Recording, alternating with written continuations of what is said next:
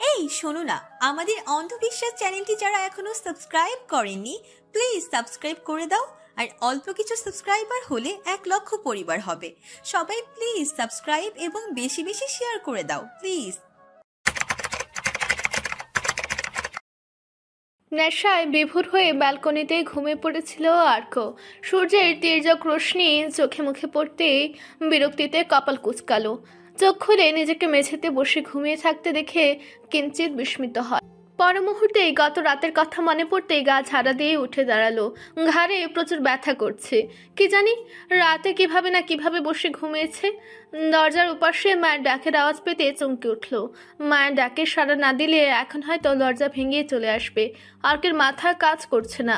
একে তো নিজের এমন এলোমেলো চেহারা, তার উপর যদি ব্যালকনিতে সিগারেটের পরিত্যক্ত অংশ দেখে তাহলে নির্ঘাত এই ব্যালকনিতে বাকিটা জীবন কাটাতে হবে। আর্ক হুড়মুড় করে ঘরের ভিতরে ঢুকে, কিন্তু ব্যালকনি পরিষ্কার করার মতো কিছুই পেল না। শেষে উপায় না পেয়ে কাপড় দিয়ে ঝেড়ে সব সিগারেট আর ছাই নিচে ফেলে দেয়। ওইদিকে আয়শা বেগম ডেকে যাচ্ছেন। কাঁপা কাঁপা হাতে চোখ মুখ মুছে চুলটা ঠিক করে দ্রুত এগিয়ে গিয়ে দরজাটা খুলে দেয় অর্ক। আয়শা বেগম সন্দিহান চোখে তাকিয়ে থেকে বললেন, কোনোদিন তো রুমের দরজা লক করে ঘুমাসনি, তাহলে আজকে হঠাৎ লক করলি যে? আর দরজা খুলতে এত দেরি হলো কেন? অর্ক অপ্রস্তুত হয়ে পড়ল। মাকে কি বলবে বুঝতে পারছে না।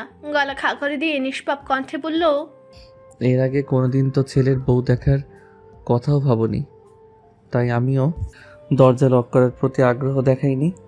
আশা বেগম ছেলের কথার মানে বুঝতে না পেরে ভ্রু কুঁচকে তাকালেন, কিন্তু পরপরই বুঝতে সক্ষম হতে মুখ টিপে হেসে ছেলের কান ধরে বলল, বড্ড কথা বলতে শিখে গেছিস না? মায়ের কথার প্রত্যুত্তরে লাজুক হাসে আর্ক। আয়শা বেগম ছেলের কান ছেড়ে তাড়া দিয়ে বলল, যা গিয়ে তাড়াতাড়ি ফ্রেশ হয়। কানাডা থেকে রনব ওর বাগদত্তাকে নিয়ে দেশে আসছে, ওদের রিসিভ করতে তোকেই যেতে হবে।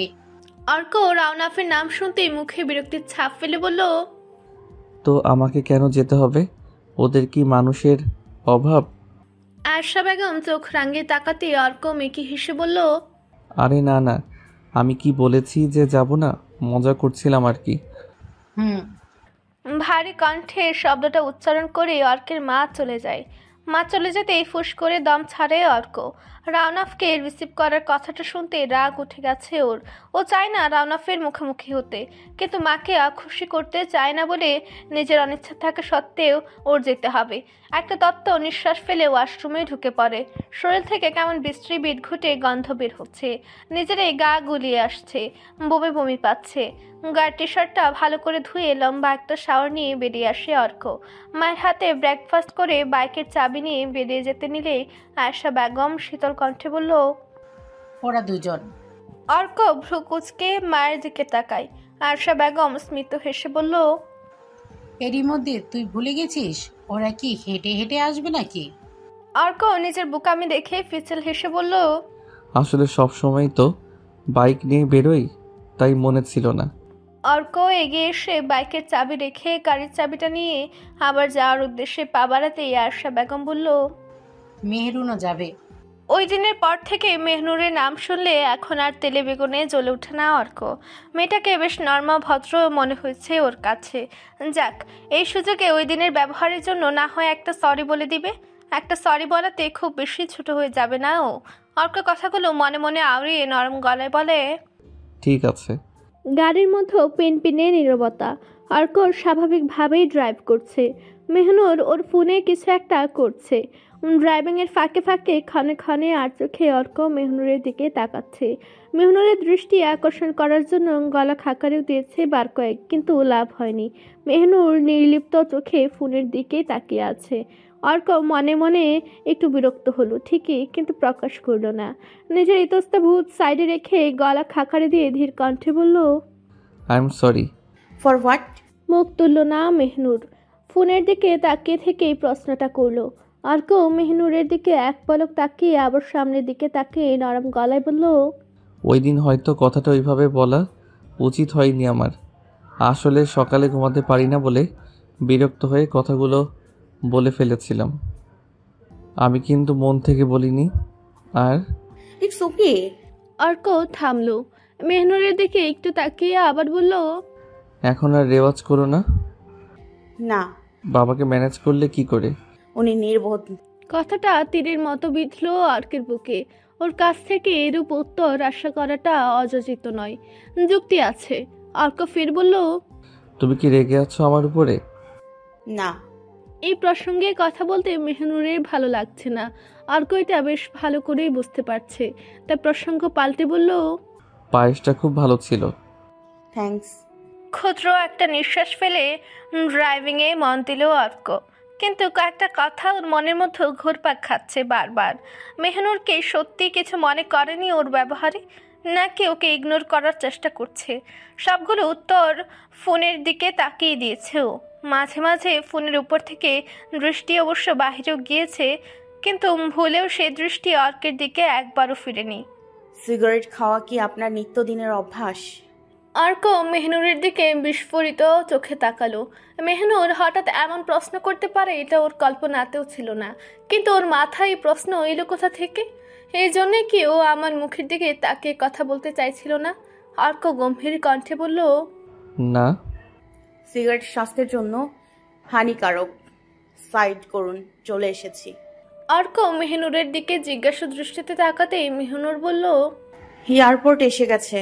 অর্ক সামনে তাকিয়ে দেখে সত্যিই চলে এসেছে। ভাবনার মাঝে এতটা বিভোর ছিল যে টেরি পায়নি কখন চলে এসেছে। পর মুহূর্তে অর্ক বলল, কিন্তু তুমি? রাতের খোলা আকাশের নিচে বসে সময় কাটানো আমার একটা নেশা, বদভ্যাসও বলতে পারেন। কাল রাতে আমি ছাদে ছিলাম। অর্ককে বলতে না দিয়ে মেহনুর প্রত্যুত্তর করলো। বিনিময়ে অর্ক কিছু বলল না। গাড়ি থেকে নেমে দাঁড়ায় মেহনুর। মিনিট দুয়েক পরে অর্ককে গাড়িতে বসে থাকতে দেখে মেহনুর কপাল কুঁচকে জিজ্ঞেস করলো, আপনি ভেতরে যাবেন না? ও না। রুদ্ধ কণ্ঠে জবাব দেয় অর্ক। যদিও মেহনুর এর কারণটা জানে, তবু ভেবেছিল অর্ক মাঝে হয়তো এত বছরে একটু হলেও পরিবর্তন এসেছে। কিন্তু না, ও তো এখনো আগের মতোই আছে, একরুখা। মেহনুর কয়েক সেকেন্ড ভ্রুকুটি করে তাকিয়ে থেকে মুখে সৌজন্যমূলক হাসি টেনে বলল, আচ্ছা, আপনি বসুন তাহলে। মেহনুর চলে যেতে অর্ক গাড়ি থেকে নেমে আসে। অনেকক্ষণ ধরে দাঁড়িয়ে থাকতে থাকতে এবার বেশ বিরক্ত লাগছে ওর। গাড়িতে হেলান দিয়ে দাঁড়িয়ে আছে আর বারবার হাতে থাকা ঘড়িটার দিকে তাকাচ্ছে। এবার বেশ বিরক্ত নিয়ে সামনের দিকে তাকাতেই রাওনাফের হাস্যোজ্জ্বল মুখটা চোখের সামনে ভেসে ওঠে। বয়স যেন দিন দিন কমতির দিকে। দেখে মনে হচ্ছে সবে 18ই পা দিল। ওর গায়ের রংটা বরাবরই উজ্জীবিত, কিন্তু এখন একটু বেশি মনে হচ্ছে। হবে নাই বা কেন? মানে বিয়ের রং লেগেছে কি না? কথাগুলো ভেবে রাওনাফের উপর থেকে ঠোঁট বাঁকিয়ে দৃষ্টি সরিয়ে পাশে তাকাতেই চোখে পড়ে অপরিচিত রমণীর উপর। তার ঠিক পাশেই হাঁটছে মেহনুর। এক পাশে ভাই, অন্য পাশে অর্কের অপরিচিতাকে রেখে মাঝখানে চলে এসেছে মেহনুর। এখন দুজনের হাত ধরে হাঁটছে মেহনুর। অর্ক বুঝতে পারে ওর এই অপরিচিতাই রাওনাফের বাগদত্তা। পোশাক আশাকে বাঙালি আনা থাকলেও দেখে মনে হচ্ছে বিদেশিনী। মায়ের মুখে রাওনাফের বাগদত্তার কথা শুনে ওর মনে এটা জানার বিন্দুমাত্র আগ্রহ জাগেনি যে রাওনাফ কাকে বিয়ে করছে। সে কি আদৌ কোনো বাঙালি ঘরের মেয়ে কিনা, নাকি কোনো বিদেশিনীর প্রেমে মজেছে। অর্ক মনে মনে তাচ্ছিল্য হেসে ভাবে, যার সাথে সম্পর্কটাই নেই তার সম্পর্কে এত খোঁজ নিয়েও কি করবে। হঠাৎ করে চোখাচোখি হয়ে যায় রানাফের সাথে। এতক্ষণ তো ও রানাফের দিকে তাকিয়েছিল কিনা। হাঁকচোকে গিয়ে দৃষ্টি সরিয়ে নিয়ে সোজা গিয়ে গাড়িতে বসে পড়ল। রাওনাফ মুচকি হেসে গাড়ির দিকে এগিয়ে আসে। লাগেজগুলো রাওনাফে গাড়িতে উঠায়। অর্ক থমথমে মুখ করে বসে আছে। মেহনুর অর্কের বিদেশিনীর গাড়িতে উঠে বসলো আর রাওনাফ গিয়ে অর্কের সাথে ফ্রন্ট সিটে বসলো। রাওনাফ গিয়ে বসতে অর্ক কোনো শব্দ না করে গাড়ি স্টার্ট দেয়। স্বাভাবিকের চেয়ে তুলনামূলক দ্রুতই ড্রাইভ করছে। ওর লক্ষ্য যত তাড়াতাড়ি বাড়িতে ফিরতে পারা যায়। তোমাদের ড্রাইভারটা কিন্তু খুব হ্যান্ডসাম। কথাটা কানে আসতে জোরে ব্রেক কষে অর্ক। পিছনে থাকা বিদেশিনী আর মেহনুর তাল সামলাতে না পেরে কিছুটা সামনে ঝুঁকে পড়ে। চকিত দৃষ্টিতে পেছনে ফিরে অর্ক, চোখ যেন কুটোর থেকে বেরিয়ে আসার উপক্রম। ওকে ড্রাইভার ভাবায় যত না অবাক হয়েছে তার থেকে বেশি অবাক হয়েছে ওর মুখের ভাষা শুনে। এই মেয়ে বিদেশিনী নয়। অর্কের ভাবনার মাঝে ফিক করে হেসে ওঠে রাওনাফ। অর্ক দাঁত কর্মর করে দাঁতে দাঁত চেপে ধরে রাওনাফের দিকে চোখ রাঙিয়ে তাকাতেই রাওনাফ মুখে হাত দিয়ে হাসি সংবরণ করার চেষ্টা করলো, কিন্তু ব্যর্থ হয়। অর্ক তড়িঘড়ি করে সিট বেল্ট খুলে হুট করে গাড়ি থেকে নেমে যায়। রানাফের মুখের হাসিও গায়েব হয়ে যায় সাথে সাথে। ভাবতে থাকে অর্ক আবার বেশি রাগটাকে করে ফেলেনি তো, কিন্তু না, রানাফকে ভুল প্রমাণ করে দিয়ে মিনিট দুয়েক পরেই ফিরে আসে অর্ক, কিন্তু নিজের সিটে এসে বসেনি। ঘুরে গিয়ে সোজা মেহনুরের সামনে এসে দরজা খুলে বলল, তুমি একটু সামনে গিয়ে বসো তো। মেহনুর রানাফের দিকে তাকালো। ভাইয়ের সায় পেয়ে গাড়ি থেকে নেমে যায়। মেহনুর নেমে যেতে অর্ক মেহনুরের সিটটায় ধাপ করে বসে পড়ল। রানাফ বুঝতে পারে অর্ক ড্রাইভ করবে না, বোনকে নিজের সিটে বসতে দিয়ে ও গিয়ে ড্রাইভিং সিটে বসলো। রানাফ গাড়ি স্টার্ট দিতে গাড়ি আপন গতিতে ছুটল। অর্ক রানাফের দিকে আর চোখে তাকিয়ে বিদেশিনীকে উদ্দেশ্য করে প্রশ্ন করলো, তা আপনি যেন কি বলছিলেন? আমি খুব হ্যান্ডসাম ড্রাইভার। রোশনি চোখ গোল গোল করে অর্কের দিকে তাকিয়ে আছে। অর্ক একটু থেমে চোখের ইশারায় রানাফকে দেখিয়ে বলল, ওই সামনের ড্রাইভারটার থেকেও বেশি হ্যান্ডসাম। ঠোঁট টিপে হাসছে রানাফ আর মেহনুর। রোশনি শীতল কণ্ঠে বলল, তার রূপে গুণে সে তো কবেই আমাকে ঘায়েল করেছে। স্মিত হাসলো অর্ক। কথা সত্যি, আসলেই রানাফ একজন সুদর্শন পুরুষ। রোশনি আবার বলল, শুনেছিলাম অর্ক নামের কেউ একজন আমাদের রিসিভ করতে আসবে, কিন্তু ও না এসে ড্রাইভারকে পাঠিয়েছে কেন? যাকে, তুমিও তো খারাপ না, মার্শাল্লাহ, ভালোই। ড্রাইভার হিসেবে তোমাকে আমার পছন্দ হয়েছে। এই রানাফ, বাসায় গিয়ে আমার হয়ে ওকে কিছু টাকা বেশি ভাড়া দিয়ে তো, বকশিস হিসেবে। বিষম খেয়ে বসলো অর্ক। রোশনি ভাবলেশহীনভাবে কথাটা বলে কানে হেডফোন গুঁজে ল্যাপটপ নিয়ে বসে পড়ল। ওইদিকে রানাফের হাসি কে দেখে। মেহনুর ভয়ের তো চোখে অর্কের দিকে তাকিয়ে আছে। এই ছেলের যা রাগ, ওর হবু ভাবের গালটাই না টিপে দেয় এবার। মেহনুর রোশনিকে কিছু বলতে যাচ্ছিল, কিন্তু রানাফ ওকে ইশারায় বলতে বারণ করে। রানাফের হাসিতে অর্কের গা পিটিয়ে জ্বলে যাচ্ছে। অর্ক শুধু রাতের গোড়ায় নিজের রাগটা পিষছে। রানাফ সোজা ওদের বাড়ির সামনে এনে গাড়ি থামায়। গাড়ি থামতেই মেহনুর তাড়াতাড়ি করে নেমে দৌড়ে বাড়ির ভেতরে চলে যায়। অর্ক মেহনুরের দিকে এক পলক তাকিয়ে গাড়ি থেকে নেমে যায়। রানাফ সিট বেল্ট খুলতে খুলতে ঘাড় ঘুরিয়ে পেছনে তাকিয়ে দেখে রোশনি এখনও ল্যাপটপে মুখ গুজে বসে আছে। নিজের কাজে এতটাই মগ্ন হয়ে আছে, গাড়িটা যে এখন আর চলছে না এটাও টের পায়নি। রানাফ ঠোঁটের কোণে স্মিত হাসি ঝুলিয়ে বলল, হ্যালো মিস, শ্বশুরবাড়ি রানাফ গাড়ির চাবিটা হাতে নিতে নিতে বলল, দেখবেন না? গাড়ি থেকে নামেন, এবার চলে এসেছি। রোশনির কোনো রেসপন্স না পেয়ে কপাল কুঁচকে আসে রানাফের। পেছনে তাকিয়ে দেখে রোশনির কোনো হেলদোল নেই, ও আগের মতোই বসে কাজ করছে। এতক্ষণে রানাফ খেয়াল করলো রোশনি কানে হেডফোন গুঁজে বসে আছে। নিজের বোকামি দেখে নিজে নিজেই হাসলো। তারপর গাড়ি থেকে নেমে রোশনির পাশে এসে বসলো। একটা মানুষ যে ওর পাশে বসেছে এত রোশনির ভাবাবেগের কোনো পরিবর্তন হয়নি। রানাফ উকি দিয়ে দেখলো রোশনি এত মনোযোগ দিয়ে ল্যাপটপে কি করে। পর মুহূর্তে ফট করে রোশনির গালে শব্দ করে একটা চুমু দিয়ে বসলো। চোখ বন্ধ করে নেয় রোশনি। বেশ খানিকটা শব্দ করে ল্যাপটপটা বন্ধ করলো। ছোট্ট করে একটা শ্বাস ফেলে রানাফের দিকে চোখ রাঙিয়ে বলল, এটা কি হলো? রানাফ ওর দিকে তাকিয়ে মুচকি হাসছিল। রোশনির কথার প্রত্যুত্তরে বলল, আমরা ওয়েলকাম কিস, চলো। রোশনিকে কথা বলার সুযোগ না দিয়ে ওর হাত ধরে গাড়ি থেকে নেমে আসে রানাফ। ওরা নেমে দাঁড়াতে সামনে তাকিয়ে দেখে মেহনুর দৌড়ে ওদের দিকে আসছে। মেহনুর ওদের কাছে এসে বলল, চলো। রানাফ আর রোশনিকে ধান দুব্বু দিয়ে বরণ করে ঘরে তুলল রেনুফা বেগম। মেহনুর রোশনিকে নিয়ে উপরে চলে গেল। অর্ক রানাফের মুখোমুখি হতে চায় না বলে ওদের বাসায় যায়নি, নিজের বাসায় চলে যায়। বাসায় ঢুকে রানাফের হঠাৎ করেই মনে পড়লো অর্ককে গাড়ির চাবিটা ফেরত দেওয়া হয়নি। রানাফ চাবিটা দেওয়ার জন্য অর্কদের বাসার সামনে অবধি যায়, কিন্তু বাসার ভিতরে গেল না। দারোয়ানকে দিয়ে চাবিটা পাঠিয়েছে ও। অর্ক বাবা, গাড়ির চাবিটা। দারোয়ানের কণ্ঠ শুনে সিঁড়ির মধ্যেই থমকে দাঁড়ায় অর্ক। ভ্রু কুঁচকে তাকায় দারোয়ানের দিকে। দারোয়ান স্মিত হেসে ধীর কণ্ঠে বলল, রানাফ বাবা দিয়ে পাঠালো। ও, অস্পষ্ট স্বরে বলল অর্ক। পরপরই দারোয়ানের দিকে সরু চোখে তাকিয়ে বলল, তুমি গিয়েছিলে ওদের বাসায়? দারোয়ান হেসে বলল, আরে না না, এই তো এসেছিল গেট অবধি। আচ্ছা, তুমি যাও। এক সময় তো বাসায় খেয়ে এসে এই বাসায় এসে দম না ছাড়লে পেটের ভাত হজম হতো না, আর এখন দারোয়ানকে দিয়ে চাবি পাঠাচ্ছে। কথাগুলো ভেবে ঠোঁট বাঁকিয়ে নিজের ঘরে চলে যায় অর্ক। সকালে অর্ক খেয়ে দিয়ে চলে যাওয়ার পর আয়েশা বেগমও একটু বেরিয়েছিলেন। রনফকেও নিজের আরেকটা ছেলে মনে করেন তিনি, আর সেই ছেলের বউয়ের মুখ দেখবেন খালি হাতে, এটা কেমন দেখায় না? তাই আয়েশা বেগম একটু বেরিয়েছিলেন দোয়াস্বরূপ রোশনির জন্য কিছু কেনার জন্য। একটু আগে বাড়িতে ফিরেছেন। বাসায় এসে দেখতে পায় অর্ক ড্রয়িং রুমে বসে ল্যাপটপে কিছু একটা করছে। উনি একটু উকি দিয়ে দেখলেন অর্ক ভিডিও কলে আছে, তাই অর্কের কল শেষ অবধি একটু অপেক্ষা করছেন, কারণ অর্ককে সাথে নিয়ে উনি মেহনুরদের বাসায় যাবেন। অর্ক কথা বলা শেষ করে ল্যাপটপটা বন্ধ করতে করতে বলল, কি বলবে? হ্যাঁ চল, মেহরুনদের বাসায় যাব। অর্ক মায়ের কথায় কিঞ্চিত অবাক হয়ে বলল, তো তুমি যাও না, আমাকে কেন যেতে হবে? আয়েশা বেগম চোখ রাঙিয়ে ভারী কণ্ঠে বলল, আমি বলেছি তাই। অর্ক মায়ের দিকে শান্ত দৃষ্টি স্থির রেখে ধীর কণ্ঠে বলল, না মা, আমি এখন যেতে পারবো না। আমার অনেক কাজ জমে গেছে এই কদিনে। আজকে শুক্রবার, তাই সবাই বাসায় আছে। এই সুযোগে কাজগুলো করে নিতে পারবো। আর ওদের সাথে তো আমার দেখা হয়েছেই, এখন তুমিই যাও না।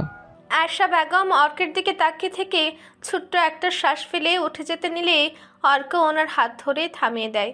মুখের উপর না করে দেওয়ায় যদি উনি কষ্ট পেয়ে থাকেন, না না বাবা, মাকে কষ্ট দিতে চায় না, ওর কাজ না হয় পরে করবে।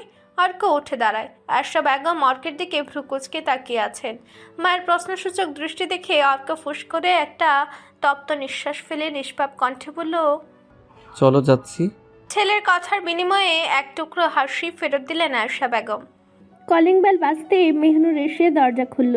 আয়েশা বেগমকে দেখে মিষ্টি একটা হাসি দেয়। আয়েশা বেগম ভেতরে ঢুকতে মেহনুর দরজা বন্ধ করতে উদ্যত হতে আয়েশা বেগম বললেন, বাহিরে অর্ক আছে। সরি আন্টি, আমি খেয়াল করিনি। মেহনুর একটু ইতস্তভাবে বলল। আয়েশা বেগম মেহনুরের গালে হাত রেখে স্মিত হেসে বলল, সমস্যা নেই, তারা কোথায়? আন্টি আপনি বসুন, আমি ভাবিকে নিয়ে আসছি। মেহনুর চলে গেল রোশনিকে আনার জন্য। রেনুফা বেগম রান্নাঘর থেকে আয়েশা বেগমের কাছে এসে গল্পগুজব করতে থাকেন। রোশনি খুব সুন্দর একটা বেবি পিঙ্ক কালারের জামদানি শাড়ি পরেছে, দেখতে অসম্ভব সুন্দর লাগছে। রাউনাফ কিছু একটা নেওয়ার জন্য মেহনুরের ঘরে এসেছিল। দরজার কাছে আসতে রোশনিকে দেখে তো ওর মাথা ঘুরে পড়ে যাওয়ার মতো অবস্থা। কিছুক্ষণ মুগ্ধ নয়নে তাকিয়ে থেকে নিজেকে সামলে গলা খাকারে দিয়ে এগোয় রুমের দিকে। রাউনাফের গলার আওয়াজ শুনতে মেহনুর আর রোশনি দুজনেই চমকে উঠল। রোশনি শাড়ির আঁচল ঠিক করে মুখ ভেঙচি দিয়ে বলল, কারো রুমে ঢুকতে হলে পারমিশন নিতে হয়, জানো না? রাউনাফ মেহনুরকে চোখের ইশারায় বলল রুম থেকে চলে যেতে। মেহনুর ঠোঁট টিপে হেসে বলল, একটু তাড়াতাড়ি আসিস, নিচে আন্টি অপেক্ষা করছে। মেহনুর চলে যাওয়ার আগে দরজাটা বন্ধ করে দিয়ে গেছে। তা দেখে রাউনাফ স্মিত হাসলো। ওর বোনটা বরাবরই একটু বেশি ম্যাচিওর। মেহনুর চলে যেতেই রাউনাফ এগুলো রোশনির দিকে, পেছন থেকে শক্ত করে জড়িয়ে ধরে রোশনির ঘাড়ে মুখ গুজে দেয়। কানের লতিতে আলতো করে চুমু দিয়ে ফিসফিস করে বলল, নামো এবার। আমাকে পাগল করার পারমিশন কে দিল? রোশনি এবার ঘুরে রাউনাফের কাঁধের উপর হাত রাখে। রাউনাফ রোশনির কোমর ধরে টেনে আর একটু কাছে নিয়ে আসে।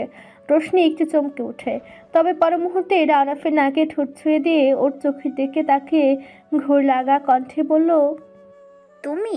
রাউনাফ একটা তৃপ্তির শব্দহীন হাসি দিয়ে সবে রোশনির দুগাল ধরেছে, অমনি নিচ থেকে মেহনুরের ডাক শুনতে পেয়ে রোশনিকে এক ঝটকায় ছিঁড়ে দেয়। রোশনি রাউনাফের কান্না দেখে ফিক করে হেসে দেয়। রাউনাফও কিছুটা লজ্জা পেয়ে ঘর থেকে বেরিয়ে আসে। তারপর দুজনেই নিচে চলে আসে। রাউনাফ এসে আয়েশা বেগমকে জড়িয়ে ধরলো। আয়েশা বেগমও রাউনাফকে জড়িয়ে ধরে আদর করে দিলেন। রোশনি এসে ওনাকে সালাম করলো। আয়েশা বেগম রোশনির হাত ধরে ওনার পাশে নিয়ে বসিয়ে একজোড়া ডায়মন্ডের বালা পরিয়ে দিলেন। এটা দেখে রেনুফা বেগম বললেন, ভাবি, এটার কি খুব দরকার ছিল? আমার ছেলের বইয়ের মুখ কি খালি হাতে দেখবো নাকি? আয়েশা বেগম জোর গলায় কথাটা বললেন। ওনার কথার প্রত্যুত্তরে রেনুফা বেগম একগাল হাসি দেওয়া ছাড়া আর কোনো কথাই বলতে পারলেন না। রোশনি আয়েশা বেগমের কথায় বেশ বিস্মিত চোখে রেনুফা বেগমের দিকে তাকালে উনি বললেন, উনি হচ্ছেন অর্কের মা, আর ওকে তো চেনই, সকালে পরিচয় হয়েছে তোমার সাথে। অর্ককে দেখে বললেন রেনুফা বেগম। রোশনি এতক্ষণ অর্ককে খেয়াল করেনি। কারণ অর্ক ওর ঠিক পেছনে বসে আছে। অর্ক টিভিতে গোপাল ভাঁড় দেখছে আর ক্ষণে ক্ষণে খিলখিলি করে হাসছে। রোশনি এক পলক অর্ককে দেখে বলল, হ্যাঁ, কিন্তু আমাদের রিসিভ করতে অর্ক না গিয়ে ড্রাইভারকে কেন পাঠালো? রোশনির কথা শুনে টাসকে খেয়ে যায় আশা আর রেনুফা বেগম। দুজনেই নিজেদের মুখ চাওয়াচই করে আবার রোশনির দিকে তাকায়। রোশনি ওর উত্তর না পেয়ে রেনুফা বেগমের মুখের দিকে তাকিয়ে আছে। হবু বৌমার মুখে এমন অদ্ভুত কথা শুনে আশা বেগমের সামনে অপ্রস্তুত হয়ে পড়েন রেনুফা বেগম। এদিকে আশা বেগম রেগে আগুন। ছেলেটা এত অবাধ্য হয়ে গেছে, নিজে না গিয়ে ড্রাইভারকে পাঠিয়েছে। আশা বেগম আর চোখে অর্কের দিকে তাকিয়ে গম্ভীর মুখে বললেন, ওদের রিসিভ করতে তুই যাসনি? অর্ক মায়ের কথায় পেছনে না ফিরে নরম গলায় বলল, গিয়েছিলাম। আশা বেগম একটু অবাক হন। অর্ক বলছে গিয়েছিল আর রোশনি বলছে যায়নি। আশা বেগম সন্দিহান চোখে অর্কের দিকে তাকিয়ে থেকে আবার কড়া গলায় বললেন, তাহলে কি বৌমা মিথ্যা বলছে নাকি? অর্ক উঠে এসে মাকে জড়িয়ে ধরে করুণ গলায় বলল, তোমার ছেলেকে যদি দেখতে ড্রাইভার মনে হয় তাহলে এখানে আমার কি করার আছে বলো তো মা? অর্কের কথা শুনে ভ্যাবাচাকা খেয়ে যায় রোশনি। মুখ কিঞ্চিত হা করে আছে আর চোখ তো কোটর থেকে প্রায় বেরিয়ে আসে। ওই অর্ক! আশা বেগম ছেলের কথা বুঝতে না পেরে ভ্রু কুঁচকে তাকায়। রোশনির সবটা বুঝতে কয়েক সেকেন্ডের সময় লাগলো। নিজের বোকামিটার জন্য কিছুটা লজ্জাও পেয়েছে। রোশনি ধীর কণ্ঠে বলল, সরি অর্ক। It's okay.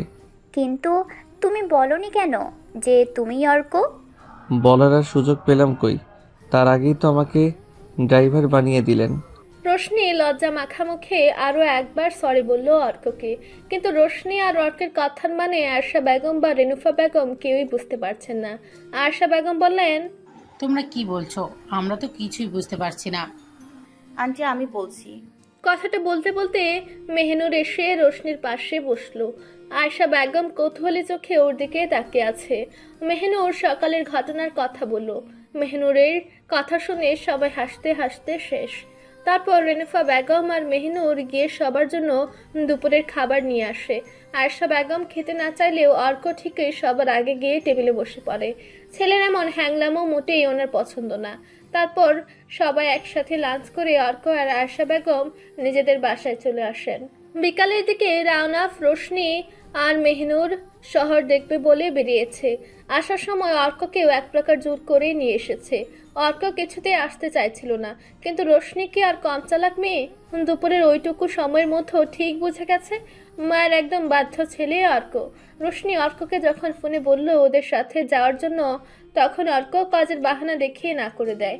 তখন আয়শা বেগমকে দিয়ে অর্ককে বাধ্য করেছে ওদের সাথে বেরোনোর জন্য। অর্ক ড্রাইভ করছে আর বারবার লুকিং গ্লাসের দিকে তাকাচ্ছে। পেছনে বসে থাকা রাওনাফ আর রোশনির মধ্য চলা প্রেমালাপ ওর কানে আসছে। অর্কের কেন যেন বেশ আনইজি লাগছে। অর্কের পাশে বসে আছে মেহনুর, কানে হেডফোন গুঁজে সিটে হেলান দিয়ে চোখ বন্ধ করে শুয়ে আছে। অর্ক মেহনুরের দিকে বিরক্তির চোখে বারবার তাকাচ্ছে। এখন ওর খুব বোরিং লাগছে। রাওনাফ, রোশনি নিজেদের মতো প্রেম করছে আর মেহনুর কানে হেডফোন গুঁজে কে জানে কি করছে, হয়তো গানই শুনছে। মেহনুর শান্ত শিষ্ট মেয়ে ঠিক আছে, কিন্তু তার সাথে তো ও যে এতটা বোরিং এটা অর্কের জানা ছিল না। অবশ্য না জানাটাই স্বাভাবিক। ওকে জানার চেষ্টা বা আগ্রহ কোনোটাই অর্কের মধ্যে নেই। তাও একটা মানুষ পানসি মুখে কতক্ষণ বসে থাকতে পারে? এবার নিজেকে সত্যি সত্যি ড্রাইভার মনে হচ্ছে অর্কের। নিজের কাজ ফেলে রেখে এসে এভাবে বোরিং হওয়ার কোনো মানেই হয় না। চোয়াল শক্ত হয়ে আসে অর্কের। গাড়ির ব্রেক কষার সাথে সাথে চমকে উঠল পেছনের সিটে বসে থাকা রাওনাফ আর রোশনি। চোখ খুলে হুড়মুড় করে উঠে বসে মেহনুরও। রাওনাফ লুকিং গ্লাসের দিকে তাকাতেই দেখে অর্ক ওর দিকে চোখ মুখ শক্ত করে তাকিয়ে আছে। অর্কের রাগের কারণ বুঝতে সক্ষম হয় রাওনাফ। চোখ সরিয়ে বাহিরের দিকে তাকিয়ে দেখে আদরের চিরপরিচিত ল্যাকের দেখা পেল। রাওনাফের দৃষ্টি ফিরে গাড়ির দরজা লাগানোর শব্দে। অর্ক গাড়ি থেকে নেমে ওর রাগটা বোধ হয় দরজাটার উপরেই ছাড়ল। বিস্মিত হয়ে তাকিয়ে আছে মেহনুর। অর্ক যে রাগে এটা ও জানে, কিন্তু এখন এই আকস্মিক রাগের কারণ বুঝতে পারছে না। রোশনি বিস্মিত হয়ে বলল, অর্কের কি হয়েছে? রাওনাফ মুচকি হেসে বলল, একটি সুদর্শন যুবককে ড্রাইভার বানিয়ে দিয়ে আবার জিজ্ঞাসা করছো ওর কি হয়েছে? রাউনাফের কথার মানে বুঝতে না পেরে রোশনি ভ্রু কুচকে তাকায়। রাউনাফ গলার স্বর উঁচু করে বলল, হয়তো একটু বেশি বোরিং হচ্ছিল, তাই হয়তো চলে গেছে। রোশনি কপাল প্রশস্ত করে অস্পষ্ট স্বরে বলল, ও। মেহনুর গাড়ি থেকে নেমে ল্যাকের দিকে এগুলো। রোশনি আর রাউনাফও গাড়ি থেকে নেমে মেহনুরের পেছন পেছন যাচ্ছে। কিছুটা পথ যেতে অদূরে অর্কের দেখা পেল মেহনুর। মুখে স্মিত হাসি ফুটে ওঠে। হাসির কারণটা হয়তো অর্কের রাগের বাহার দেখে। ল্যাকের পার ঘেঁষে পেতে রাখা বেঞ্চটাতে বসে ল্যাকের পানিতে আপন মনে ঢিল ছুড়ছে অর্ক। গলা খাকারের শব্দ শুনতে হালকা নড়েচড়ে উঠল অর্ক, তবে চমকায়নি। আর একবার গলা খাকারের শব্দে মাথা ঘুরিয়ে পাশ ফিরে এক পলক তাকিয়ে ফের নিজের কাজে ব্যস্ত অর্ক। রোশনি এসেছে, বেঞ্চের অবশিষ্ট জায়গাটা দখল করে নিল। অর্কের হাত থেকে এক টুকরো পাথর নিয়ে রোশনিও ঢিল ছুড়ল ল্যাকের পানিতে। আর একটা পাথর নিতে নিতে শীতল কণ্ঠে বলল, সেদিন তোমার দেখাটাই শেষ দেখা ছিল না অর্ক? অর্ক বিস্ফোরিত চোখে রোশনির দিকে তাকায়। রোশনির হাতে থাকা পাথরটা ল্যাকের পানিতে বিলীন করে দিয়ে ক্ষুদ্র একটা শ্বাস ছাড়ে। অর্কের প্রশ্নসূচক দৃষ্টি দেখে দীর্ঘশ্বাস ফেলে বলল, 15 বছর আগে সবে টিনেজে পা দিলে তোমরা। তখন চোখে রঙিন চশমা। কলেজ লাইফে দুজনেই জীবনের প্রথম প্রেমে পড়লে, তাও আবার একই মেয়ের। দুজনের কেউই জানলো না তোমাদের ভালোবাসার না, ভালোবাসার মানুষ বলে ভালোবাসাটাকে আর ছোট করতে চাই না। যদিও তোমরা তখনও ভালোবাসার আসল সঙ্গটাই বুঝতে শিখনি। ওই যে বললাম টিনেজ, চোখ তখন চাকচিক্যময় সামগ্রীতে ঠাসা। যাই হোক, বাদ দাও তো। কী যেন বলছিলাম? ও হ্যাঁ, মনে পড়েছে। দুজনের কেউই জানতে না তোমাদের পছন্দের মানুষটি একজনই। শুধু জানতো রাউনাফ কারোর প্রেমে পড়েছে, আর রাউনাফ জানতো তুমি কারোর প্রেমে পড়েছ। দুজনেই কেউই কাউকে সেই ব্যক্তির নাম বা পরিচয় বলনি। ভালোবাসার দিবস হিসেবে বরাদ্দ দিনটাকেই বেছে নিলে তোমরা। বলেছিলে ওই দিনই একজন আরেকজনের সাথে তোমাদের প্রিয় মানুষটাকে পরিচয় করিয়ে দেবে। বহুল প্রশিক্ষিত দিনটি যেদিন এলো, সেদিন দুজনেই বাসা থেকে বের হলে একই সময়ে একই সাজে, সাদা পাঞ্জাবিতে। তবে দুজন চলে গেলে দুই রাস্তায়। রাউনাফ ওর প্রেমিকাকে নিয়ে। এতটুকু বলে থেমে যায় রোশনি। চারপাশে চোখ বুলিয়ে বলল, I am not sure, but রাউনাফের মুখে বর্ণনা শুনে যা মনে হচ্ছে সম্ভবত এই লেকের ধারেই ওই দিন রাউনাফের প্রেমিকাকে নিয়ে এসেছিল। আবার থামে রোশনি।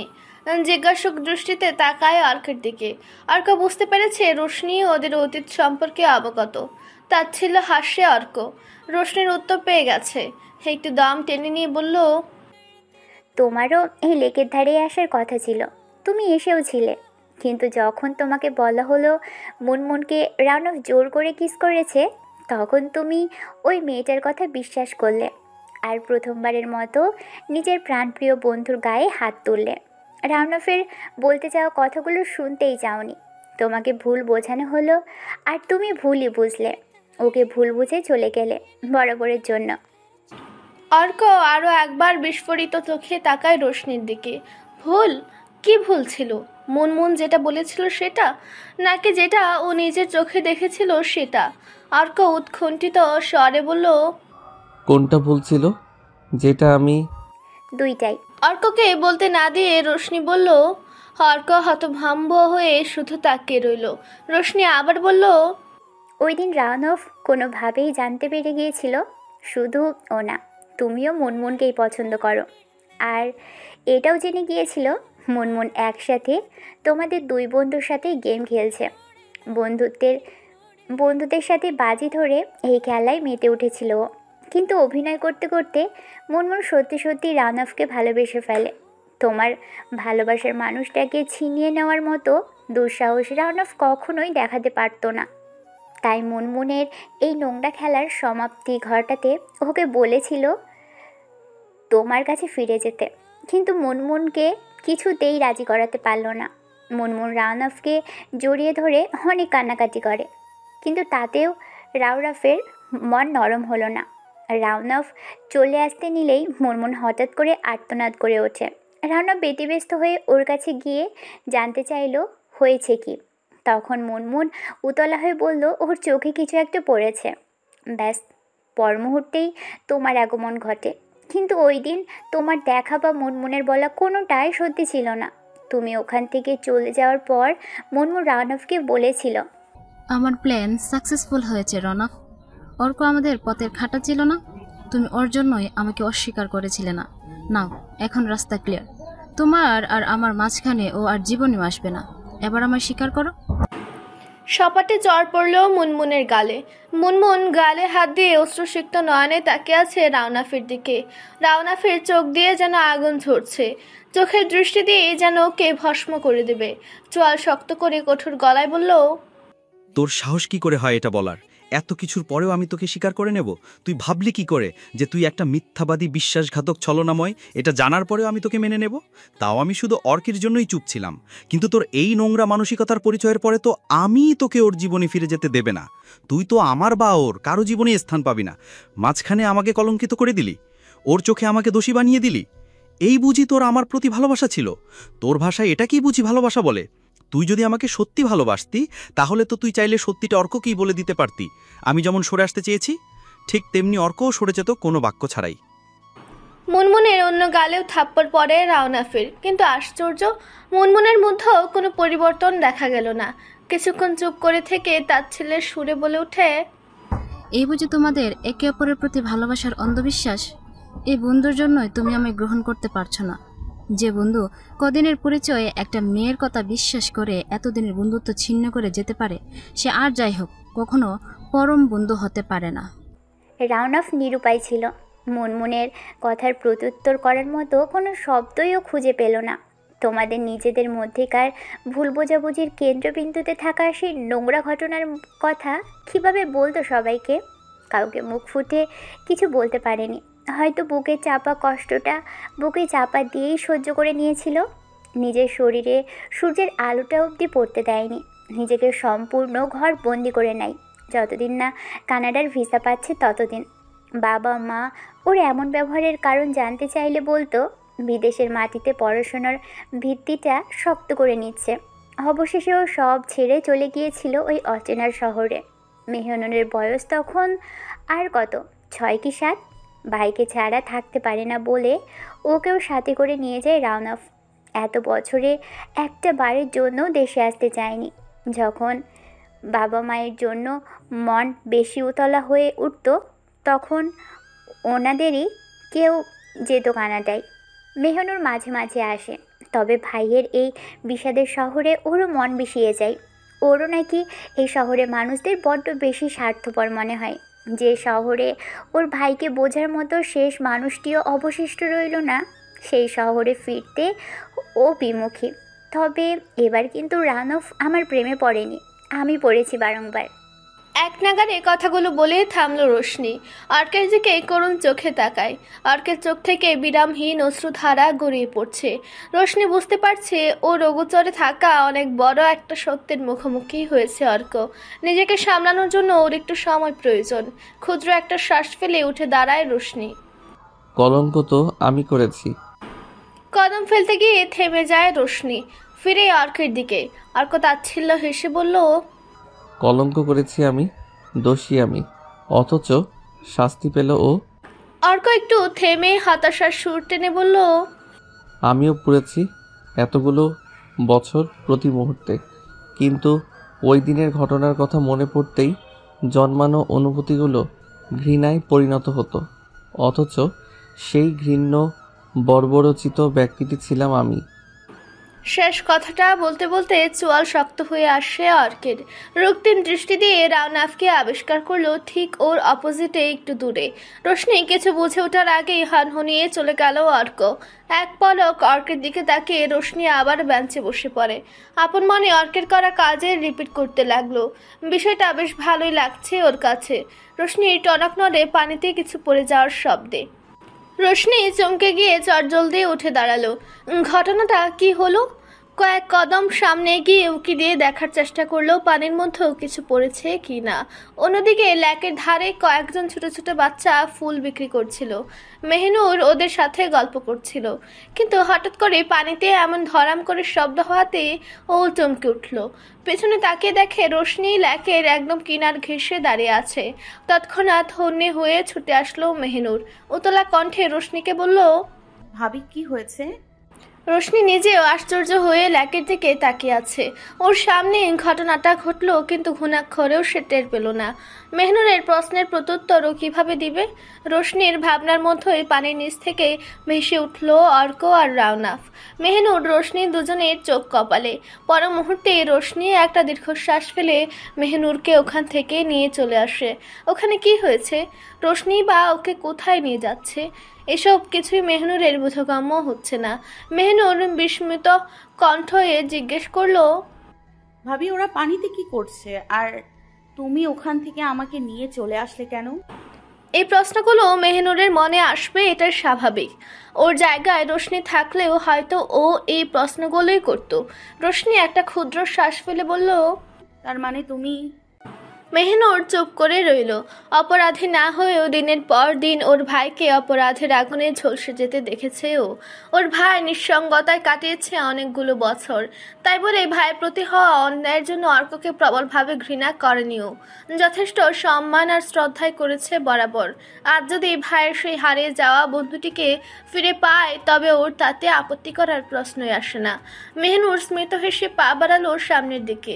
ওকে অনুসরণ করে রোশনিও চলল পিছু পিছু। লেক থেকে উঠে একটা বেঞ্চে এসে বসলো অর্ক আর রাওনাফ। অর্ক রেগে গেলে চোখে অন্ধকার দেখে। কি করবে না করবে কোনো দিক দিশা থাকে না ওর। তখনও অর্ক রেগে গিয়ে রাওনাফকে কলা ধরে টেনে নিয়ে এসে লেকের পানিতে ঝাঁপ দেয়। থমথমে মুখে বসে আছে দুজনেই। হুট করে রাওনাফ শব্দ করে হেসে দেয়। রাওনাফের দিকে ভ্রুকুচকে তাকায় অর্ক। রাওনাফ অর্ককে তাকিয়ে থাকতে দেখে মুখে হাসি রেখে গলার স্বর উঁচু করে বলল, মাথা ঠান্ডা হয়েছে? মুখ ফিরিয়ে নেয় অর্ক। চাপা স্বরে বলল, পানিতে ঝাঁপ দিয়েও আগুন নেভাতে পারিনি। প্রশস্ত কপাল কুচকে আসে রাওনাফের। মুখের হাসি মিলিয়ে যায় নিমিষে। চাপা কষ্ট আর অদৃশ্য দাবানলে জ্বলে পুড়ে গেছে ওর হৃদয়টাও।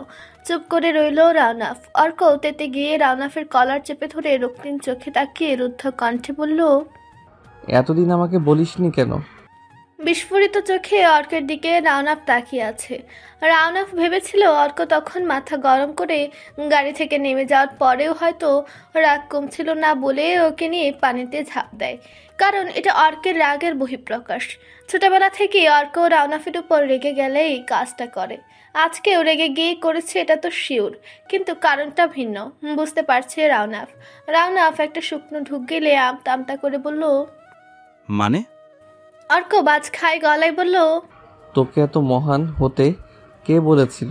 আমি বলেছিলাম? অর্কের প্রশ্নের প্রত্যুত্তরে রাওনাফ নির্বাক। বুঝতে পারছে অর্ক সব জেনে গেছে। তবে ওকে কে জানিয়েছে? মেহনুর আর রোশনি ছাড়া তো এই সত্য আর কেউ জানে না। তবে কি রোশনি বলেছে? রাওনাফের কলার ছেড়ে দিয়ে বুকের সাথে শক্ত করে জড়িয়ে ধরল অর্ক। রাওনাফ থমকে গেছে। মস্তিষ্কের নিউরনগুলো বোধহয় কাজ করা বন্ধ করে দিয়েছে। তবে হৃৎপিণ্ডটা খুব দ্রুত লাফাচ্ছে।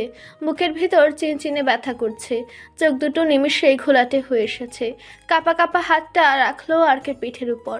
অর্কের পরানটা যেন হু হু করে ওঠে। চোখ থেকে কয়েক ফোঁটা জল গড়িয়ে পড়ে রাওনাফের পিঠের মধ্যে। অর্ক ভাঙা ভাঙা গলায় বলল, আমাকে সবটা বলিসনি কেন? রাওনাফ অর্ককে সোজা করে দাঁড় করিয়ে চোখ মুছে দিয়ে শান্ত কণ্ঠে বলল, তখন বললেও কি তুই বিশ্বাস করতি? তুই যেটা দেখেছিস শুনেছিস সেটাই বিশ্বাস করেছিস।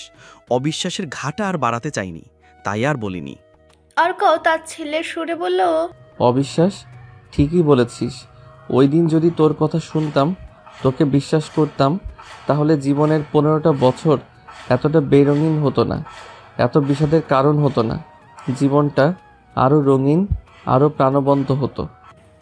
রাওনাফ একটা তপ্ত নিঃশ্বাস ফেলে ধীর কণ্ঠে বলল, দূরত্বের যে এত জ্বালা, আগে জানলে মাটি কাম্পে তোর কাছেই পড়ে থাকতাম। হতাম একটু বেহায়া, তাতে কি, অন্তত চোখের দেখাটা তো দেখতে পারতাম। রাওনাফ ওই ঘৃণ্য দিনগুলোকে আর মনে রাখতে চায় না। নতুনভাবে নতুন রূপে আবার ওদের সোনালি দিনগুলোতে ফিরে যেতে চায়। অর্ককে এই টপিক থেকে বের করে আনতে বলল, যা হয়েছে হয়ে গেছে, তখন বয়স কম ছিল, আবেগ ছিল বেশি, ভুলে যা সব। ক্ষুদ্র একটা নিঃশ্বাস ফেলে অর্কের দিকে কৌতূহলী চোখে তাকিয়ে বলল, এখন বলতো রোশনিকে তোর কেমন লাগলো?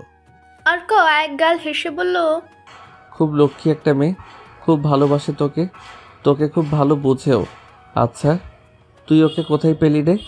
অর্কের জিজ্ঞাসুক দৃষ্টি দেখে রাওনাফ মুখে বিরক্তির ছাপ ফেলে বলল, ডাস্টবিনে। ভ্রু কুচকে আসে অর্কের। রাওনাফ গলার স্বর উঁচু করে কর্কশ ভাবে বলল, মেয়ে মানুষ কি রাস্তায় পড়ে থাকে যে গেলাম আর কুড়িয়ে নিয়ে আসলাম? কথাটা শেষ করে ফুস করে শ্বাস ফেলে রাওনাফ। অর্ক গলা খাকারে দিয়ে বলে, আরে ভাই, তুই রাগ করছিস কেন? তো কি করব, তুই এমনভাবে বললি যে মনে হয় আমি বোধহয় ওকে কুড়িয়েই পেয়েছি। রাওনাফ মুখ ফুলে বলে কথাটা। অর্ক ফিক করে হেসে দেয়। রাওনাফ রাগে চোখে তাকাতেই হাসি থামিয়ে একটু সিরিয়াস মুখ করে বলল, ভাবির সাথে তোর পরিচয় হয় কিভাবে? এবার সন্তুষ্ট রাওনাফ। অর্কের কথার ভঙ্গি দেখে মুচকি হাসি দিয়ে একটা দীর্ঘশ্বাস ফেলে বলল, কানাডায় রোশনিদের বাড়ির অপোজিটের বাড়িটাতেই আমরা থাকতাম। ওর বাবা মা অনেক আগেই কানাডা সিটিজেনশিপ পেয়েছে। আমার হবু শ্বশুর ওইখানকার একটা ট্যুরিজম ম্যানেজমেন্ট রিসোর্টের মালিক, আর শাশুড়ি হাউসওয়াইফ। তাদের 2 সন্তানের মধ্যে রোশনিই বড়, আর ওর ছোট এক ভাই আছে, ও মেহনুরের সাথে পড়ে। দুজনের বাসা সামনাসামনি হওয়া সত্ত্বেও আমি রোশনিকে কখনো দেখিনি, ইনফ্যাক্ট জানতামও না আমার বাসার সামনে কোনো অপ্সরা বাস করে। পড়াশোনা শেষ করে আমি যেই কোম্পানিতে জয়েন করি, রোশনিও ওই কোম্পানিতেই জব করত। তখনই প্রথম পরিচয় হয়, কিন্তু কলিগ হিসাবেই। কথায় কথায় জানতে পারি আমাদের দুজনেরই বাসা একই এরিয়াতে। একদিন ওকে ড্রপ করতে গিয়ে আমি সবচেয়ে আশ্চর্য হয়েছিলাম। খুব ভালো বন্ধুত্ব হয়ে যায় দুজনের। আস্তে আস্তে ওর সাথে ঘনিষ্ঠতা বাড়তে থাকে। অফিসে একসাথে যেতাম আসতাম, মাঝে মাঝে গাড়ি নিয়ে বেরিয়ে যেতাম দূরে কোথাও। আমার মনে হতে থাকে আমি ধীরে ধীরে দুর্বল হয়ে পড়ছি ওর প্রতি। কিন্তু যার ওটিতে ঘৃণ্য একটা ইতিহাস রয়েছে, মনের গহীনে লুক্কায়িত ঘা রয়েছে, সে নিশ্চয়ই চাইবে না নতুন করে আর কোনো ঘা বাড়াতে। প্রেমের স্রোতের আবার গা ভাসাতে ভয় করত, তাই নিজেকে ওর থেকে দূরে দূরেই রাখতাম, ইগনোর করতাম প্রতি পদে। হাল ছাড়ার মেয়ে রোশনি না, মেহনুরের কাছ থেকে জেনে গিয়েছিল ওকে ইগনোর করার কারণ। আমাকে অবাক করে দিয়ে একদিন রোশনিই আমাকে প্রপোজ করে বসে। আমি ওকে ফিরিয়ে দিতে পারিনি, কারণ ততদিনে আমি ওকে বড্ড বেশি ভালোবেসে ফেলেছিলাম। কিন্তু তার থেকে বেশি অবাক হয়েছিলাম এটা জেনে যে রোশনি আমাকে আগে থেকেই চিনত, অনেক আগে থেকেই আমাকে ভালোবাসত। আমার বাহিরের গম্ভীরতা কঠোরতা দেখে ভয় কখনো সামনে আসেনি, আর নিজের মনের কথাও বলেনি। পরিশেষে ভয়কে জয় করে তাকে আমাকে আসক্ত করে তবেই ছেড়েছে। এক নাগারে বিরামহীন কথাগুলো বলে শেষ করেছে রাওনাফ। অর্ক শুধু মুখের দিকে তাকিয়ে থেকে রাওনাফের কথাই শুনছিল। দুজনের হুঁশ ফিরে মাগরিবের আজানের ধ্বনিতে অর্ক স্মিত হেসে রাওনাফকে আবার বুকের সাথে জড়িয়ে ধরে। রাওনাফও তাই করলো। শান্তি লাগছে খুব। 15টা বছর পর একে অপরকে জড়িয়ে ধরেছে। তৃপ্তিতে চোখ বন্ধ করে বুক ভরে নিঃশ্বাস নিচ্ছে দুজনে। পরনে থাকা ভেজা কাপড় নিয়েই 2 বন্ধু এতক্ষণ বসেছিল, ফলে ইতিমধ্যে তার ইফেক্ট দুজনের মধ্যে দেখা যাচ্ছে। রাওনাফ অর্ক দুজনেই হাতে দিতে দিতে চোখ মুখের বেহাল অবস্থা বানিয়ে ফেলেছে। মেহনুর আর রোশনি ওদের অবস্থা দেখে শুধু মুখ টিপে হাসছে। ড্রাইভিং সিটে বসে আছে মেহনুর। বাড়ি ফেরার পথে মেহনুরই ড্রাইভ করছে, কারণ রাওনাফ আর অর্কের যে অবস্থা, এই মুহূর্তে ওদের ড্রাইভ করতে দেওয়াটা একটু রিস্কি হয়ে যাবে। মেহনুরও অনেক ভালো ড্রাইভ করে। মেহনুরের বাম পাশে বসে আছে রোশনি। পেছনের সিটে অর্ক আর রাওনাফ একজন আরেকজনকে জড়িয়ে ধরে বসে আছে। আয়েশা বেগম রোশনি আর রাওনাফকে ডিনারের জন্য ওনাদের বাসায় নিয়ে এসেছে। সবাই ডিনার করতে একসাথে বসেছে মাত্র। অর্ক আর রাওনাফকে এক নাগারে হাঁচি আর নাক টানতে দেখে আকাশ সাহেব অর্ক আর রাওনাফের দিকে সন্দিহান চোখে তাকে জিজ্ঞেস করলেন, বিকালে বাসা থেকে তো দিব্যি ভালো বের হয়েছিলি, হঠাৎ করে দুজনেই ঠান্ডা লাগলো কিভাবে? অর্ক আর রাওনাফ দুজনে চোর ধরা পড়ে যাওয়ার মতো চোখ লুকাচ্ছে। অর্ক বাবাকে কি বলবে বুঝতে পারছে না। কিছু একটা তো বলতে হবে, তা না হলে আরো প্রশ্নের সম্মুখীন হতে হবে। অর্ক মুখে মেকি হাসি ঝুলিয়ে বলল, আসলে বাবা, আমার মনে হচ্ছে গোসল করার সময় মাথায় পানিটা একটু বেশি দিয়ে ফেলেছিলাম। আকাশ সাহেব আর চোখে রাওনাফের দিকে তাকিয়ে ধীর কণ্ঠে বলল, আর তোমার? রাউনাফ ভ্যাবাছেকা খেয়ে গেল। এখন কি হবে? ও কি উত্তর দেবে? আমতা আমতা করে গলা টেনে বলল, আমিও। রাউনাফের জবাব শুনে বিষম খেয়ে যায় অর্ক। আকাশ সাহেব অবাক হয়ে জিজ্ঞেস করলো, দুজনেই কি যুক্তি করে ওয়াশরুমে গিয়েছিলে নাকি? রাউনাফ নিরুত্তর। অর্ক রেগে রাউনাফের পেটে কনুই দিয়ে গুতা দিয়ে দাঁতে দাঁত চেপে বিড়বিড় করে বলল, এই শালা বলার জন্য আর কোনো কথা পেলি না? এই একদম আজে বাজে কথা বলবি না। আমি তোর শালা হলাম কবে শুনি? চুপ থাক শালা। আকাশ সাহেব ওদেরকে দেখে বুঝতে পারছেন দুজনে মিলে কিছু একটা খিচুড়ি পাকিয়েছে, কিন্তু স্বীকার করতে চায় না। উনি শীতল কণ্ঠে বলল, খাওয়া শেষ করে ওষুধ খেয়ে নিও। হাফ ছেড়ে বাঁচল অর্ক আর রাউনাফ। আকাশ সাহেব যে যুক্তিসঙ্গত উত্তর না পেয়ে ওদের আর বেশি ঘাটেনি, এটাই ওদের কাছে অনেক। মেয়েনুর কোথায়? আকাশ সাহেবের জিজ্ঞাসু দৃষ্টি অনুসরণ করে টেবিলের উপস্থিত অর্ক, রাউনাফ, রোশনিও তাকায় আয়শা বেগমের দিকে। আয়শা বেগম মলিন মুখে বলল, ওহো। আকাশ সাহেব আর কোনো প্রশ্ন না করে সবাইকে খেতে বললেন। সবাই খেতে শুরু করে। অর্কে কেমন জানি একটু খটকা লাগলো। রাতের 10টায় অনলাইনে ক্লাস। খটকা লাগলেও এতটা মাথা না ঘামিয়ে চুপচাপ খাওয়া শেষ করে। অর্ক রোশনিকে মেহনুরদের বাসা অব্দি এগিয়ে দিয়ে আসে। রাউনাফকেও যেতে দেয়নি। রাউনাফ আজকে অর্কের সাথেই ঘুমাবে। অর্ক রোশনিকে দিয়ে এসে রাউনাফ আর ও শুয়ে পড়ে। দুজনেই অসুস্থ, তাই ঘুমটা খুব তাড়াতাড়ি এসে ভর করেছে ওদের চোখে। সকালে অর্ক আর রাউনাফের ঘুম ছেড়ে ধরফরে উঠে বসে। দরজার বাহিরে হট্টগোলের শব্দে ওদের ঘুম ভেঙে গেছে। অর্ক কপাল কুঁচকে দরজার দিকে তাকায়। কণ্ঠগুলো ওর পরিচিত। রাউনাফ হয়তো চিনতে পারছে না। অর্কের চোখ বেরিয়ে আসার উপক্রম, গলা শুকিয়ে আসছে। এখন যদি দরজাটা গিয়ে না খুলে, তাহলে এবার হয়তো দরজা ভেঙে ওদের মুখে এসে পড়বে। অর্ক এক লাফ দিয়ে বিছানা ছেড়ে নেমে আসে। শুকনো কয়েকটা ঢুক গেলে তাড়াতাড়ি গিয়ে দরজাটা খুলে দিল। মুখে একটা মেকি হাসি ঝুলিয়ে বলল, তোরা? অর্ককে পাত্তা না দিয়ে ওকে ঠেলে হুড়মুড় করে ঘরের ভিতর ঢুকলো দিহাত, কলি, অয়ন আর তনিমা। যে যেমন পারছে ধুমধাম কিল ঘুষি মারছে অর্কের পিঠে। অর্ককে মারছে দেখে রাউনাফ তেতে গিয়ে ওদের বাধা দিতে দিতে বলল, কি হলো? তোমরা ওকে মারছো কেন? যে না রাউনাফ মুখ খুললো অমনি সবাই হামলে পড়লো ওর উপর। রাউনাফ হতভম্ব হয়ে তাকিয়ে আছে সবার দিকে। ছেলেগুলো না হয় মারছে, কিন্তু এই মেয়ে দুটো বাদ গেল না। অর্ক হাসতে হাসতে বিছানায় গড়াগড়ি খাচ্ছে। রাউনাফ অবাকের সপ্তম আসমানে বুত করলো। ও এরকম বেদরম মার খাচ্ছে আর অর্ক দাঁত বের করে হাসছে। রাউনাফ চল শক্ত করে এক ঝটকায় সবাইকে দূরে সরে দিয়ে চিল্লিয়ে বলল, স্টপ ইট! কি শুরু করেছো তোমরা? আমাকে এইভাবে মারছো কেন? দিহাত এগিয়ে গিয়ে বলল, এই তুই আবার কথা বলছিস? এই ধর ওকে। আবার সবাই রাউনাফের উপর হামলা করে। রাউনাফ ওদের এমন রিয়্যাক্ট করার কারণ বুঝতে পারছে না। তার উপর অর্ক ওইভাবে হাসছে। চরম বিরক্তিও লাগছে, আবার রাগও হচ্ছে। রাউনাফ দাঁত কর্মন করে অর্কের দিকে তাকায়। অর্ক রাউনাফের মুখ দেখে হাসি চেপে বলল, বেচারার সামনে বিয়ে, মেরে মেরে ভবিষ্যৎ অন্ধকার করে দিবি নাকি? অর্কের কথায় সবাই থেমে গিয়ে ভ্রুকুচকে তাকিয়ে আছে ওর দিকে। অয়ন হাতে তালি বাজিয়ে তার ছেলে সুরে বলল, বাবা, এর মধ্যে বিয়েও ঠিক করে ফেললি? রাউনাফ করুণ চোখে অর্কের দিকে তাকায়। এদের কথাবার্তা আর কর্মকাণ্ডে ও শুধু অবাকই হচ্ছে, কিছুই ওর বোধগম্য হচ্ছে না। অর্ক রাউনাফকে কানে কানে ফিস ফিস করে বলল, সত্যি কি তুই ওদের চিনতে পারিসনি? না। এক রুখা উত্তর রাউনাফের। অর্ক জোর গলায় বলল, একটু ভালো করে তাকিয়ে দেখ তো, চিনতে পারিস কিনা। রাউনাফ একটু খেয়াল করে দেখলো একজনের হাতে 6টা আঙ্গুল, তার মানে এটা অয়ন। আরেকজনের কানের লতিতে কালো জন্মদাগটা অনেক দূর থেকেই ঝলমল করছে, মানে এটা দিহাত। তনিমার গাঢ় বাদামি চোখ। ছোটবেলায় তনিমাকে ক্যাট বলে ডাকতো অর্ক আর ও। অন্যজনের চোখে সে আগের মোটা ফ্রেমে ভারী গ্লাসের চশমা, ওটা কলি। বিশ্বজয়ের হাসি ফুটে রাউনাফের মুখে। এক লাফে বিছানা থেকে নেমে গিয়ে দিহাত আর অয়নকে জড়িয়ে ধরল। ওরাও তাই করলো। একটু দূরে মুখ ফুলিয়ে দাঁড়িয়ে আছে তনিমা আর কলি।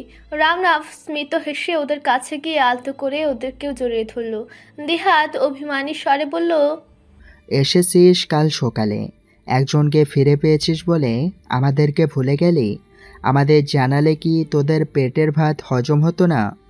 আসলেই হজম হয়নি, তবে এখন তোদের হাতের কিল ঘুষি খেয়ে মনে হয় হজম হয়েছে। কথাটা শেষ করে অর্ক দৌড়ে ওয়াশরুমে ঢুকে যায়। অর্কের কথার মানে বুঝতে পেরে সবাই শব্দ করে হেসে দেয়। মেহনুর আর রোশনি ব্রেকফাস্ট করছিল, এর মধ্যেই আগমন ঘটে দিহাতদের। ওরা যখন সবাই রোশনির সাথে কথা বলছিল তখন সবাই রোশনির কথায় বেশ অবাক হচ্ছিল, কারণ রোশনি সবাইকে চিনে, সবার নাম ধরে কথা বলছিল। কলি বরাবরই একটু গম্ভীর টাইপের, কিন্তু বাকিরা এটা দেখে খুব আশ্চর্য হয়ে যায় যে রোশনির সাথে কলি খুব কমফোর্টেবল হয়ে কথা বলছে। ওদেরকে দেখে মনে হচ্ছে ওরা পূর্ব পরিচিত। কিছুক্ষণের মধ্যেই দিহাদরা এনজিওতে যাবে বলে মেহনুরদের বাসা থেকে বেরিয়ে আসে। রাওনাফ আর অর্ককে ওদের বাসা থেকে নিয়ে সবাই চলে যায় এনজিওতে। বৌমা, তোমার বাবা মা কবে আসবে? রেনুফা বেগম রোশনির মাথায় তেল দিয়ে দিতে দিতে বললেন। রোশনি চোখ বন্ধ করে বসেছিল। রেনুফা বেগমের হাতে জাদু আছে, ওর খুব আরাম লাগছিল।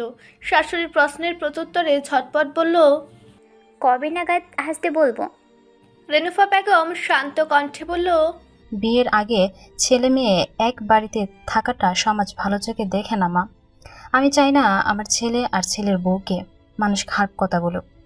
বাবা মাকে কবে আসতে হবে মা? আমার ছেলের বিয়ে বলে কথা, মহা ধুমধামে আমি আমার ছেলের বিয়ে দেব। তোমার বাবা মাকে বলো খুব শীঘ্রই চলে আসতে। স্মিত হেসে আবার বলল, ওনাদেরও তো মেয়ের বিয়ে।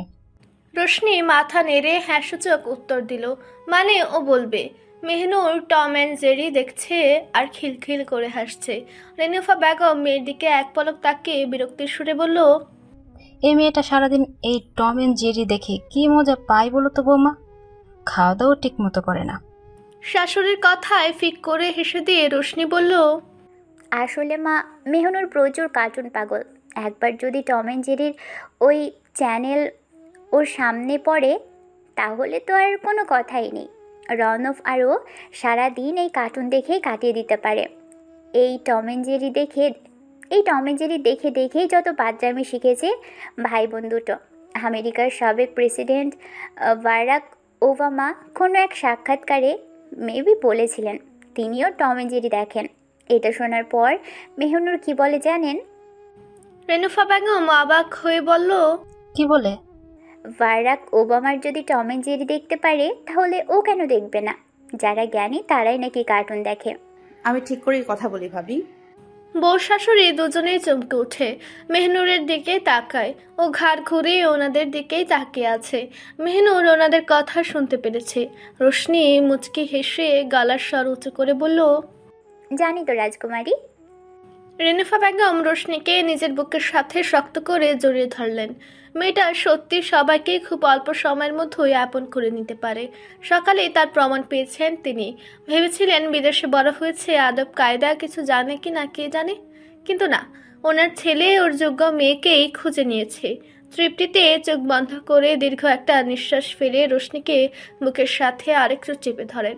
রোশনিও পরম শান্তিতে মাথা রাখলো শাশুড়ির বুকে। অর্কের সাথে রাওনা পুরো এনজিওটা ঘুরে দেখলো। এখানে একটা অনাথ আশ্রম আছে, সাথে একটা স্কুলও আছে। স্কুলের বাচ্চারা এখানেই থাকে। অয়ন, কলি, তনিমা আর দিহাত ওদের ক্লাস নেয়। মাঝে মাঝে অর্ক ক্লাস নেয়, তবে খুব কম। বিজ্ঞান আর অঙ্ক ক্লাসটা অর্ক নিয়ে থাকে সপ্তাহের যে কোনো একদিন। অন্য সময় অয়নই পড়ায়। রাওনা এসব দেখে অর্কের কাছে খরচের কথা জানতে চাইলে অর্ক হেসে বলল, ওদের আর তেমন কি খরচ, আমাদের নিজেদের সেভিংস থেকেই ওদের হয়ে যায়। এছাড়া অনেকেই ডোনেশন দেয়। ডোনেশনের ওই টাকাটা ওদের ভবিষ্যতের জন্য সেভিংস করা হচ্ছে, ওদের প্রয়োজন মতো কাজে লাগাবো। অর্কের কথার প্রত্যুত্তরে রামনাফ কিছু বলল না, শুধু অবাক চোখে অর্কের দিকে তাকিয়ে রইল। কত সুন্দর করে এনজিওটা আগলে রাখছে ও। রামনাফ বাড়ি ফিরে এসে দেখলো মেহনুর বা রোশনি কেউই বাড়িতে নেই। একটু অবাক হয়ে রেনুফা বেগমকে জিজ্ঞেস করলো, মা, মেহনুর আর রোশনি কোথায়? ছেলের কথায় রেনুফা বেগম তেলে বেগুনে জ্বলে উঠল। বাজ খায় গলায় বলল, তোর ফোন বন্ধ ছিল কেন? সন্তান দেরি করে বাড়ি ফিরলে সব মায়েরাই চিন্তা করেন, মিষ্টি শাসনের মাধ্যমে বকাবকি করেন, কিন্তু রেনুফা বেগম রাগের কারণ বাসায় দেরি করে ফেরা নিয়ে নয়। রাওনাফের ফোন বন্ধ পাওয়ায় তিনি ভীষণভাবে রেগে আছেন। তিনি অনেকবার কল করার পর ব্যর্থ হয়েছেন বলে এতটা রেগে গিয়েছেন। ওর ভুলবশত হয়ে যাওয়া কাজটা মায়ের রেগে যাওয়ার জন্য যে যথেষ্ট, রাওনাফ সেটা আন্দাজ করতে পারছে। মায়ের কঠোরতা দেখে রাওনাফ একটু নরম গলায় বলল, সরি মা, ফোনে চার্জ ছিল না। ফোনে চার্জ ছিল না, কি আর করা যাবে। এর প্রত্যুত্তরে ছেলেকে কিছু বলেননি রেনুফা বেগম, কিন্তু দমে যাননি তিনি। পর মুহূর্তে রাগটা যেন আবারও চড়া হয়ে উঠল। কপালে চিন্তার ছাপ ফিরে ধমকানোর ভঙ্গিমায় বলল, রাতের বাজে 11:30। ওরা বাসা থেকে বিকালবেলা বের হয়েছে, এখনও বাসায় ফেরার নাম নেই। ওদেরকেও ফোনে পাচ্ছি না। এমনিতেই তো ওরা এই শহরের তেমন কিছুই চেনে না, জানে না। তারপর এই রাতের বেলা এক হাত দুজন মেয়ে মানুষ, রাস্তায় যদি কোনো বিপদ আপদ হয় তখন কি হবে? ওদের জন্য চিন্তা করো না, ওরা ঠিক রাস্তা চিনে বাসায় চলে আসবে। রাওনাফ কথাটা বলে চলে যাওয়ার জন্য উদ্যত হতে রেনুফা বেগম ওর পথ আগলে দাঁড়ান। ছেলের এমন ভ্রুক্ষেপহীন উত্তর শুনে উনি বেশ অবাক হয়েছেন। এই রাতের বেলায় মেয়েগুলো বাড়ির বাইরে, আর এই ছেলে কিনা বলছে ওরা ঠিক রাস্তা চিনে বাসায় চলে আসবে। রেনুফা বেগম অবাক স্বরে বলল, তোর কথা শুনে আমি তো রীতিমতো আশ্চর্য হচ্ছি রাওনাফ। মেয়েগুলো বাড়ির বাহিরে আর তুই বলছিস চলে আসবে? ঘড়িটায় তাকিয়ে দেখ কয়টা বাজে, 12টা বাজতে চলল। রাওনাফ মাকে কিভাবে বুঝাবে ওর বোন আর 10টা মেয়ের মতো নয়, ওর চলন বলন বাকি মেয়েদের মতো নয়। বয়স অল্প হলেও অনেক বেশি ম্যাচিউর, নিজের সমস্যা নিজে হ্যান্ডেল করার মতো ক্যাপাবিলিটি ওর আছে। কিন্তু মাকে সে কথা বোঝানোর মতো শব্দ রাওনাফের কাছে মজুদ নেই। রাওনাফের মাকে শান্ত কণ্ঠে বলল, ওরা চলে আসবে মা, তুমি শুধু শুধু চিন্তা করো না তো। কি তেতে ওঠেন রেনুফা বেগম। ছেলের কথা শুনে ওনার রাগ যেন বেড়ে গেছে আরও এক ধাপ। পর মুহূর্তে তার ছেলের সুরে বলল, এটা তোদের কানাডা না বাবা, এটা বাংলাদেশ। এখানে মেয়েরা এত রাত অবধি চলাফেরা করতে পারে না। মায়ের কথায় রাওনাফ ঠোঁট বাঁকিয়ে তাচ্ছিল হাসে। মাকে কিছু একটা বলতে গিয়েও বলল না, জানে ওর কোনো কথাই এখন আর উনি শুনবে না, তাই মুচকি হেসে বলল, ঠিক আছে, আমি দেখছি কি করা যায়। রাওনাফ বাড়ি থেকে বেরিয়ে আসে। এখন কোথাও গাড়ি পাওয়া যাবে না বলে ঠিক করলো অর্কের বাইক নিয়ে যাবে। অর্কের কাছে এসে বাইকের চাবি চাইলে অর্ক একটু অবাক হয়ে জিজ্ঞেস করলো, এত রাতে বাইক নিয়ে কোথায় যাবি? রাওনাফ অর্ককে বলল যে মেহনুর আর রোশনি এখনো বাসায় ফিরেনি। অর্ক এই কথা শুনে রাওনাফকে অনেক বকাবকি করলো, কেন ওকে আগে বলেনি। রাওনাফ অর্কের শাসন দেখে বলল ও নিজেই জানতো না মেহনুর আর রোশনি বাইরে বেরিয়েছে।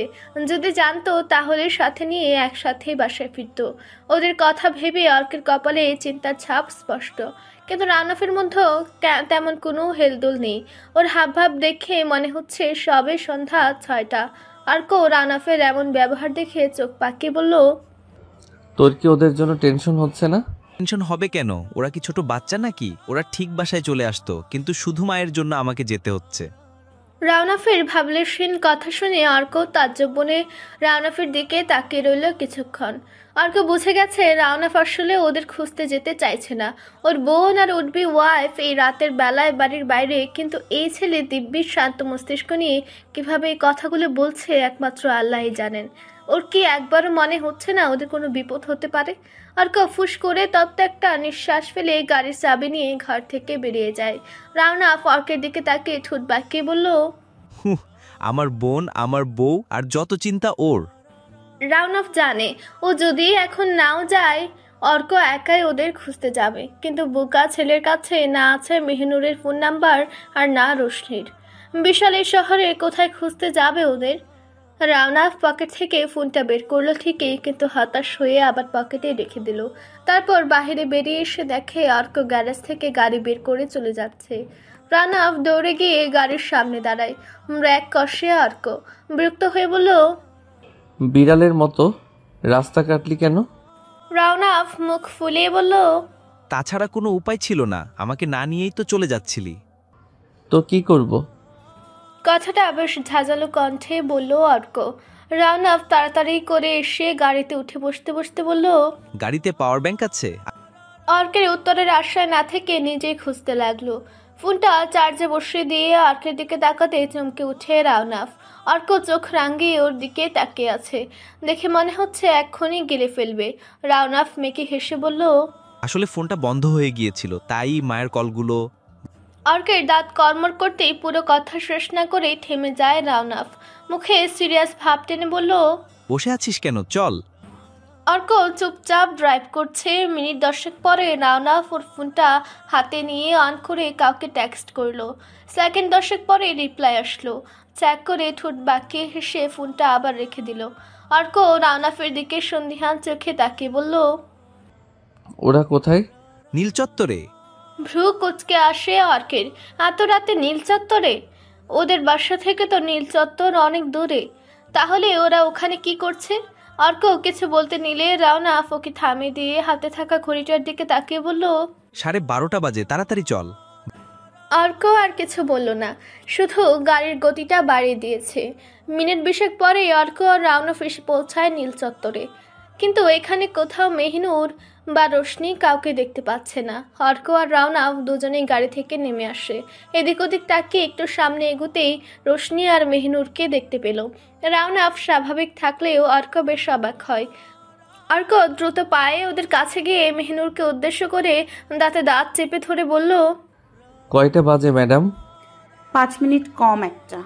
মেহিনুর গাড়ির সামনে ডিকিতে আসন পেতে বসে রোশনির হাত থেকে মনের সুখে ফুচকা খাচ্ছিল আর ফোন স্ক্রল করছিল। ফোনটা হাতে ছিল বলে অর্কের প্রশ্নের ঝটপট উত্তর দিয়ে দেয়, কিন্তু পর মুহূর্তেই পরিচিত কণ্ঠস্বরে আন্দাজ করতেই ফোনের উপর থেকে দৃষ্টি সরিয়ে সামনে তাকায়। ল্যাম্প পোস্টের আলোয় অর্কের মুখটা ভেসে উঠতে এক লাফে গাড়ির উপর থেকে নেমে দাঁড়ায় মেহিনুর। চোখ গোল গোল করে তাকিয়ে আছে অর্কের দিকে। অর্ক আর রোশনির হাতে থাকা ফুচকার প্লেট থেকে অবশিষ্ট ফুচকাটা মেহিনুরের মুখে পুরে দিয়ে বলল, নিয়মিত ভালোবাসার গল্প শুনতে এবং পড়তে আমাদের অন্ধবিশ্বাস চ্যানেলটি সাবস্ক্রাইব করে পাশে থাকা বেল আইকনটি ক্লিক করুন। ধন্যবাদ সবাইকে।